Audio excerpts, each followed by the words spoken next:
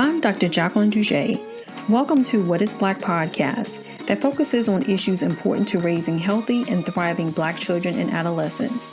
As a pediatrician and mom of color, I saw the need to create an additional educational platform to reach parents raising kids of color to address issues and challenges that are not always discussed in the pediatrician's office. Thank you for joining us for this week's conversation. Welcome to this episode of What is Black podcast. I'm excited to have as our guest today, Brandy Colbert. Brandy Colbert is a critically acclaimed author of YA novels, including Stonewall Award winner Little and Lion, The Revolution of Bertie Randolph, Point, Finding Volume, and the upcoming The Voting Booth. The Only Black Girls in Town is her debut middle grade novel. Her short fiction essays have been published in several critically acclaimed anthologies for young people. Born and raised in Springfield, Missouri, Brandy now lives and writes in Los Angeles. So we're going to talk with Brandy today about her new novel, The Only Black Girls in Town. Welcome, Brandy, to the episode. Thank you so much for having me. I'm really excited to talk to you today. I'm excited to talk with you as well. So this is your first middle grade novel. I was wondering if you could share a little bit, give us a little bit about tell us a little bit about your new book. Absolutely. So The Only Black Girls in Town is a book about, it's kind of self-explanatory somewhat in the title, so that saves me some time. But it is about a girl named Alberta who is, one of the only Black girls, definitely the only Black girl in her grade and middle school right now in her small beach town in California. And then one day she looks across the street and the for sale sign is gone from the bed and breakfast that has been there for a while. And her dad tells her that there are new neighbors moving in and that they are Black. And she just feels like her whole world is about to change because she's never really had Black friends before, and also to have one who lives right across the street. So she starts wondering what this girl is going to be like, and they meet and start spending time together, and they find a box of old journals in the bed and breakfast in the attic, and then the story sort of takes off from there. And as we, before we started the interview, I share with you, I really enjoyed this novel. But what I wanted to ask first is that, again, you've written many successful YA novels, and I was curious why were you interested in writing a middle grade novel? Sure. And I'm so glad you enjoyed it. Thank you. I think because these are the books that really spoke to me. As a kid, I was really lucky to grow up in a household that had a lot of books around at all times. So I never remember there not being books. And then, when I read all of those that were around the house, then, we went to the library every week or the bookstore. So books have just always been a really big part of my life. And middle grade novels are the ones that I think about how they sort of, I don't know, they aren't coming of age tales for me necessarily, but just that it's the time I remember being able to read my own books and to really choose what I was reading and look at, the jacket summary and think, hey, that sounds like something I might like. So it just really kind of felt like a time in my life where there was real agency with reading, but also where I started to really understand some of the issues and viewpoints that these novels were trying to get across. And it's interesting, because this book tackles some very heavy topics, but I think in a very age-appropriate way. And even as a parent, I felt like I think this book would be a great resource even for parents to read alongside their children because of some of the issues that you discuss. Yeah, I never thought about it like that, but I could see that. I'm not a parent myself, but I think I do have, now that I have the adult perspective on that, I'm definitely able to go back and look at some things from my childhood or, that I think about now that kids are going through and be able to address it in ways that I wasn't able to, at that age, definitely. Now, it's interesting, you bring up your childhood experiences, and you and the character Alberta kind of share one similar experience, right? You were one of very few Black kids growing up in a predominantly white town. And I was wondering, as an author, was it important for you that you had this shared experience in order to make Alberta's character relatable to the reader? That is a great question. I don't know if I would have been able to write about it the same way, if I didn't have that experience. The idea just came to me really organically. I've always had little trickles of sort of being, one of the only ones in most of my books and short stories. But I had never thought exclusively of writing a character like that until one day the thought popped into my head. And I texted one of my friends who's been writing middle grade novels for a while. And I was like, has anyone written a story where it's just like the only Black girl in town and then another one moves in? And she was like, I haven't read or heard of anything like that. And I was like, cool. And then I just started writing and it just sort of came out. But I think there's definitely some nuance there that you wouldn't understand if you hadn't grown up like that, just the same way I wouldn't understand really what it was like to grow up in an all-Black neighborhood. I went to an all-Black church, but that was just once a week, and that was about the only time that I ever really saw other people who looked like me, in mass especially.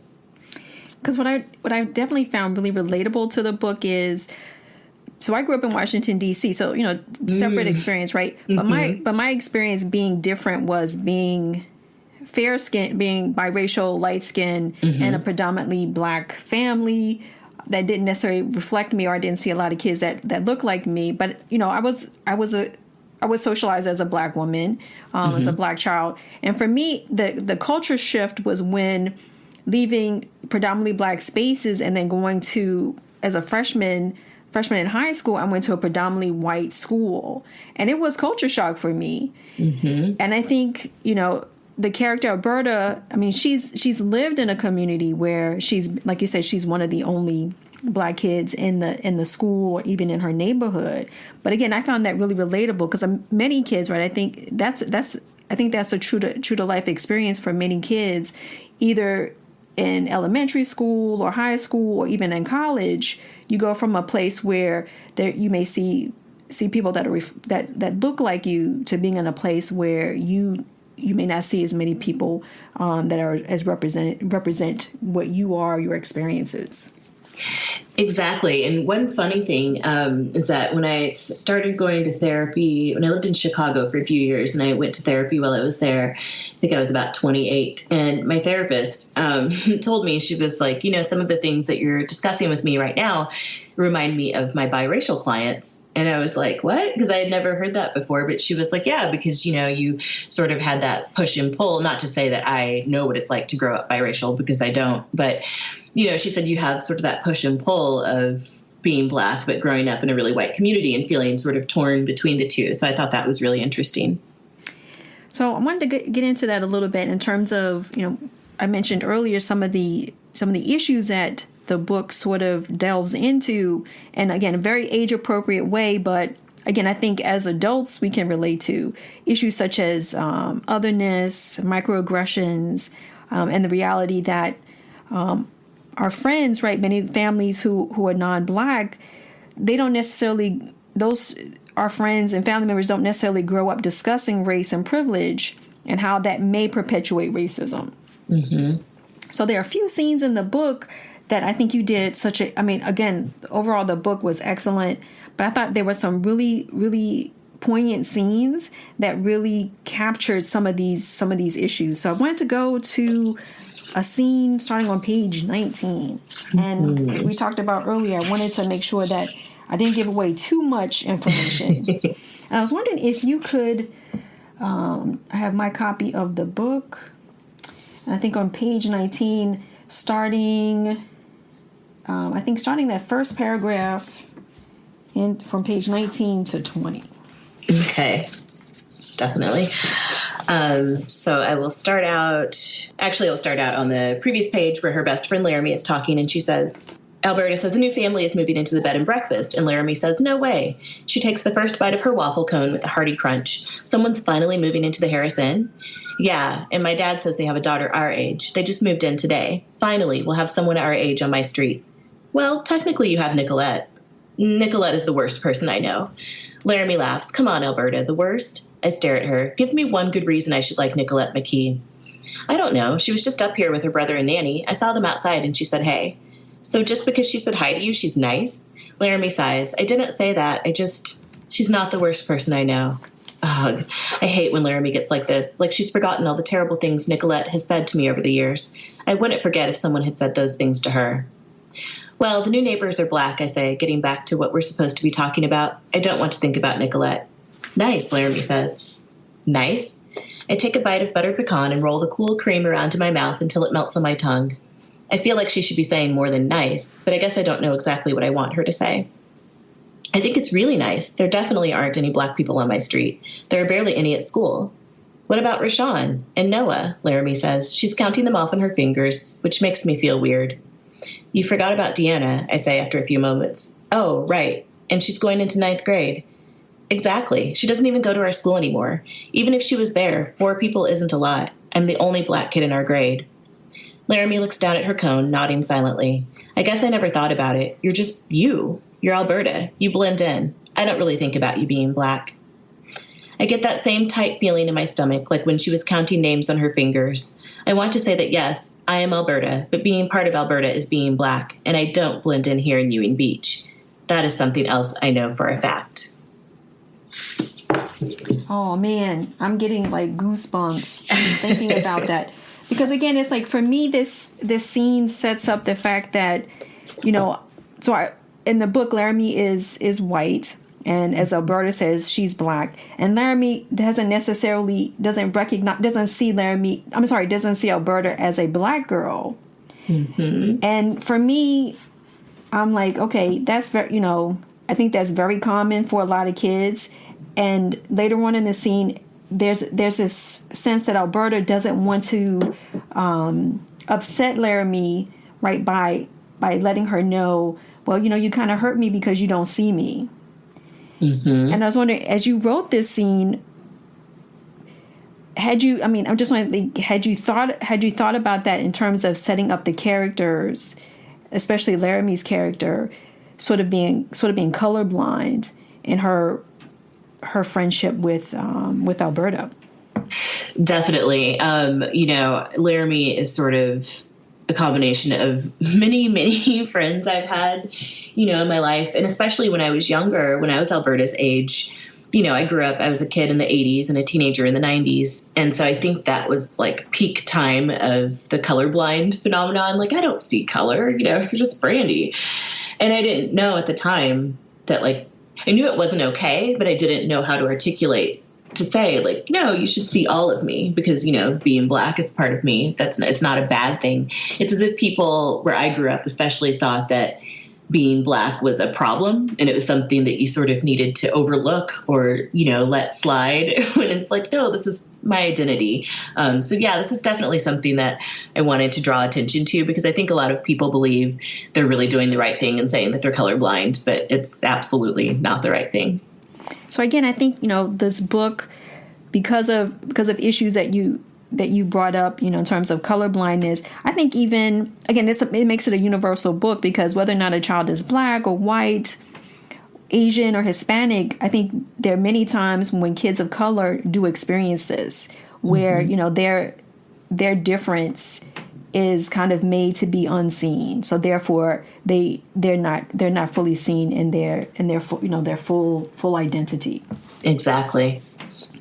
So there's another scene that I also wanted to go over, and they're examples of microaggressions. So I wanted to go, I think, page 122. So I think I think it's those last 2 paragraphs that sort of where it's alluded to. Okay, so this is Edie's first day at school. The other black girl has moved in across the street. And it says, Edie looks at me. My English teacher thought it was you, she said. My eyebrows shoot up. Mr. Williams thought you were me? No way, Laramie says, dragging a fry through her little paper cup of ketchup. You don't even look alike. Well, he called me Alberta. Edie shrugs. And when I corrected him, he said he thought I'd done something different with my hair. Oh, yeah, that used to happen to me and Alex Garcia, Oliver says, looking up. I guess 2 brown kids with G names was too much for them to keep straight. Edie laughs with him, and she doesn't say anything else about it after that, but I can't stop thinking about it for the rest of lunch, just like I can't stop thinking of earlier when the assistant principal thought we were cousins. Oh, my, again, right? I think that happens so often, and I love how friend Oliver, Alberta and Edie's friend Oliver also states that that's happened to him. And so there's that shared experience. And again, Laramie sort of dumbstruck, like, oh, that happened? And I didn't understand it. So you can see that Laramie's starting to process things. Mm-hmm. I think had Edie not come to live across the street from Alberta, I don't even know if Laramie would have really had these opportunities to really kind of start to unravel some of the things that are going on between, especially what Alberta is going through with other kids in school. Right. I think she finally sees examples of like, oh, these things maybe you've mentioned to me in passing, or, that I've heard you talk about before. Like, it's not, I don't think that she didn't believe her, but she didn't see it. I've had friends do that, from when I was younger, just like, oh, we didn't understand this thing that you were talking about. And it's like, why didn't you just believe me when I was telling you the first time?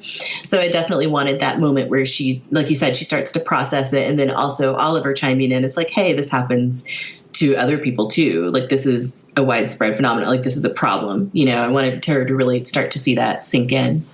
And I think also what's very interesting in terms of the dynamics between the characters that you set up is that I think, like you said, Alberta has mentioned to Laramie before, we talked about the earlier scene where Nicolette has said some unkind things to her, and Laramie is not fully understanding that these unkind things are just more than unkind things, right? Mm-hmm. In some ways, I mean, in a lot of ways, they're very dismissive and racist. Right, exactly. Racist things. And it's interesting, until Edie comes into the picture and creates this dynamic where Alberta feels comfortable to really kind of like, take a side, like, okay, yeah, I can really express myself. And then there's someone else to sort of, I guess Laramie has someone else to sort of be a witness that this is occurring. So I found that very interesting, how adding Edie, adding Oliver as characters kind of create that opportunity for these conversations to occur. Yeah, definitely. And I think as I've gotten older, and because my town was just, where I grew up was just really, really white. It wasn't just that there weren't that many Black people there. It was like there were not many other races or ethnicities there at all. And as I got older, I started making friends and moved away and started making friends from other ethnicities and seeing like, oh yeah, we go through a lot of the same things, and like being able to not relate entirely on everything, but understand there was like a shared experience there. So I find that really valuable to me, as a person, and then to also put that in a book as an example, I guess. Yeah, and I think what's also nice too is over time in the book, Laramie's character grows, right? So you have so many interesting and pivotal characters, and I think you've done such a great job of seeing the growth in them. Because Laramie has her own storyline as well, and she experiences her own growth as a young girl, and also in respect to her friendship with Alberta. And again, I wanted to kind of talk with you about that as well. How is it that as a writer, what's your process to assure that each of your characters has a story arc and not just be this one-dimensional character? I mean, because again, she's not only a friend, she's an ally. I mean, and there's so many layers to Laramie, right, in this story. I can't give away too much, but I think she's a wonderful character in the book as well. So again, just intrigued in terms of the writing process. How do you create those characters? Yeah, I'm glad you see those layers to Laramie, because sometimes I wondered, like, is she too? I'm sort of known for writing unlikable characters, and I don't actually think that's an insult, but I wanted people to see those nuances and that she's not just this one thing. For me, I think it's just been practice. This is my 5th book that will be out, and I've definitely written some books before where my editor has come back and been like, but why is this character here? And like, they don't really serve a purpose. So I've had to either just, kill my darling, as they say, or work around that, or just make them a more full character. So I knew that I didn't want her to come across as one-dimensional. Like you said, I wanted her to be this character who has room for growth, but, also has her own things going on. And maybe you understand why she's acting the way she does a little bit. And also, like, 7th grade is so tumultuous. So I just wanted to get in some of that and be like, everybody's going through really hard stuff right now. Like, this is 7th grade. This is middle school.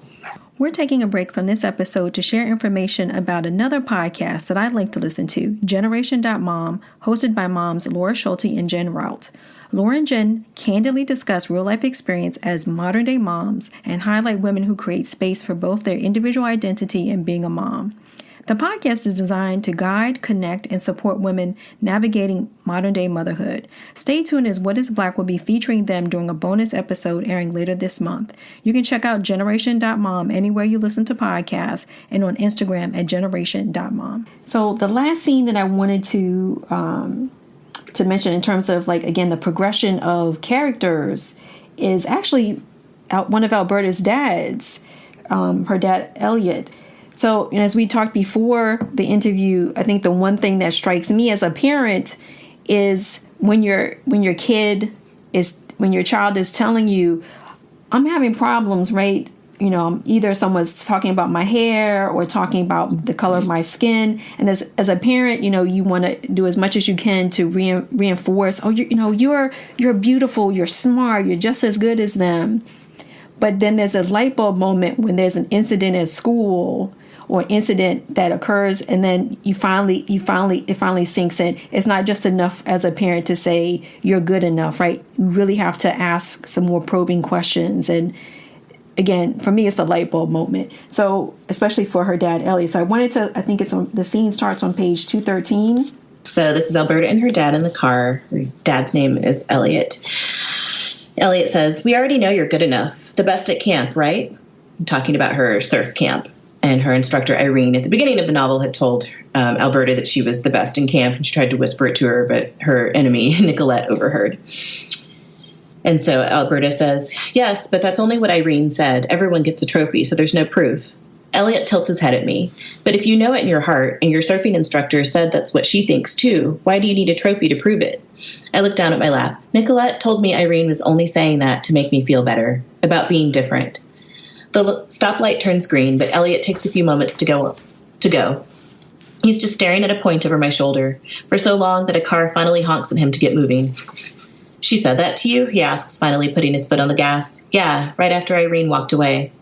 Elliot looks mad, and he usually tries not to get angry in front of me, so this must be a big deal to him. "I'm sorry, Al. She should never have said anything like that to you. She shouldn't even think like that," but he trails off, shaking his head. Maybe I'm the one who shouldn't have said anything. I don't want to make Elliot angry, especially not so early in the morning. Neither of us says anything else the rest of the way. Elliot gives me a hug before I get out of the car, carefully holding his travel mug. "I'm sorry you have to put up with ridiculous things like that, Al," he says into my dreadlocks. "Ridiculous people. You know what she said isn't true, right?" I nod as we pull away and start to open the door. "Al?" I look back at Elliot, whose face is full of concern. "I really want to know you hear me when I say Irene didn't tell you that because you're black. She told you that because it's the truth, okay?" "I hear you," I say softly. I'm a little embarrassed at how serious he's being. "Thanks, Elliot." Oh, man, I have like tears welling up in my eyes as I'm hearing this. Because, I think I've had similar experiences with my sons, right? Again, like I knew the issues that they were dealing with in middle school.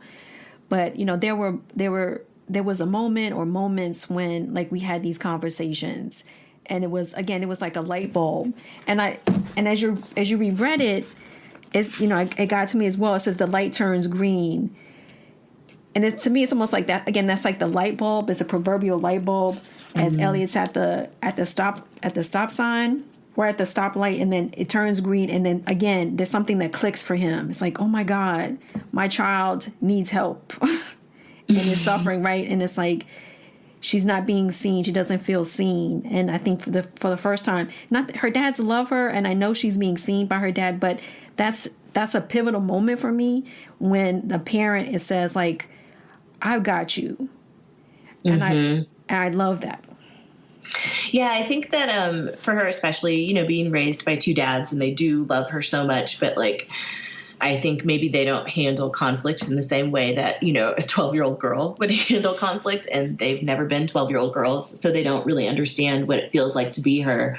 So she's been telling them sort of these things that happen, and they listen to her, but they might say something like, it's fine, or, it'll get better. Just ignore her. Don't listen to ignorant comments.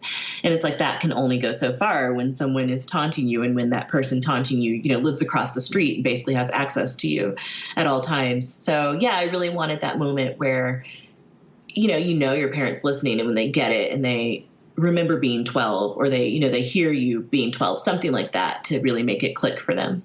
Oh, yeah, I think you can definitely see in the scene how Alberta sees her dad physically changing, right? He's getting mad, but he's trying to keep his composure. It's like, yeah, I've been there, and I know my husband has been there, and it's kind of, you know, but there's also like this hurtness, right, as a parent, and I think you did like such a great job of portraying that. Like, okay, that has happened. It's not the exact scene, right, or the real life situation, but we've had both my husband and I have had times when it's like, you know, you get so angry, but you want to keep your composure, but at the same time reassure your kid that, you know, I see you and you are as great and wonderful as you are. Oh, I love it. I still get emotional about it. Thank you. So this brings me to my next question. Why is it important, right, as a writer to write about Black childhood and youth experiences? Why is that important to you to do that? Gosh, I think of when I was a kid, and you hear this a lot from writers now that we're finally getting more representation, you know, across color lines, racial lines, ethnicities. But, you know, these books weren't around when I was a kid. I don't remember really having any stories with Black main characters. People ask, when was the first time you saw yourself in a book? And, you know, quite honestly, I think I remember it being like Judy Blume's book, Iggy's House.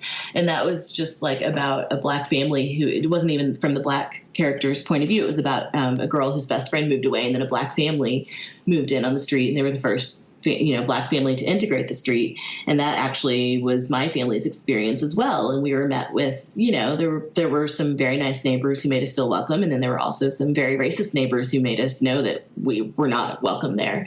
And that's the first time I saw myself in a book. And it's just like, that's not a healthy portrayal, you know?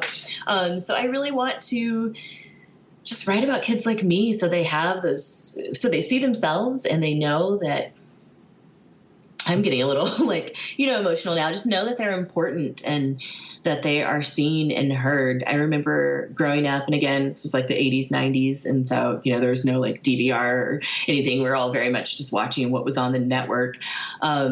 And seeing, you know, commercials. And if there was like a Black person in one of them, if my mom or dad was out of the room, I would just yell to them, like, there's a Black person on TV, you know, because it just, we weren't used to seeing it, and just, it made you feel whole. And even now, you know, if I'm watching TV and I see a commercial on, and it's just like a Black family sitting around eating Cheerios, like, I'll just get choked up, because I'm just like, yes, like, we exist. We sit around a breakfast table just like you, and we eat Cheerios.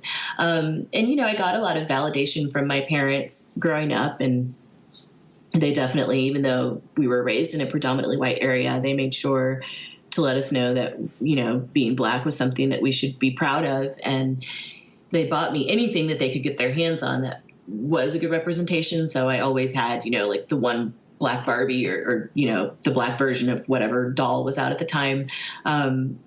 But, you know, I just didn't really, there's nothing they could do about the books that weren't there. And so I just really want kids to know not only that, like, they matter and to be seen, but to have different versions of us out there. Because when I was growing up, I was made to think being Black was one specific thing, and that, you know, because I wasn't necessarily that thing or that other thing, then people were saying, like, you aren't Black, or you aren't Black enough, or this is too white, you know. So just letting kids know that there is a variety of things you can be, and that isn't dictated by the color of your skin. So I'm going to go into quick fire questions as I make sure I'm not so emotional. So my quick fire questions. If you could go anywhere in the world for your next vacation, where would it be? It would be France, actually. I've been thinking a lot about France, either Paris or, you know, since I'm over there, I think I would have to do everything. So like the south of France, I would love to go see them. Sounds good. Brandy, what 3 words best describe why you love to write? And I will give you a sentence for that. And it's just, I love words. Okay. And what is your favorite flavor of ice cream? So this is really hard for me to choose. I eat a lot of ice cream. But I think my favorite right now is this. I think it's a local brand, but they may be expanding. It's called Cool House. And they have a flavor called Bananas Foster, and it's just so good. It's just like banana flavored ice cream, but no bananas in it, which I prefer. And then like caramel, it's so good. I highly recommend it to everyone. Oh, that sounds good. Yeah, it's really delicious. And then the last quick fire question is, why do our stories matter? Because there are so many stories out there, and the more we hear about other people's stories, the more empathetic we can be. And then I really think the world would just be a much happier, more equitable place. Brandy, this was a wonderful conversation. Thank you so much for spending time with me and sharing your wonderful story. And I hope all our listeners will definitely pick up a copy of the book and enjoy Alberta's journey. Thank you so much for having me. I loved talking to you. It was a pleasure. Thanks for joining us this week on What is Black podcast. You can follow us on Instagram, Twitter, and Facebook. And for more information about the podcast, our blogs, and subscribe to our upcoming newsletter, go to our website at whatisblack.co. As always, subscribe to the show to catch every new episode. And don't forget to leave us a review so we can continue to bring you fresh content. Until next time, thank you for listening.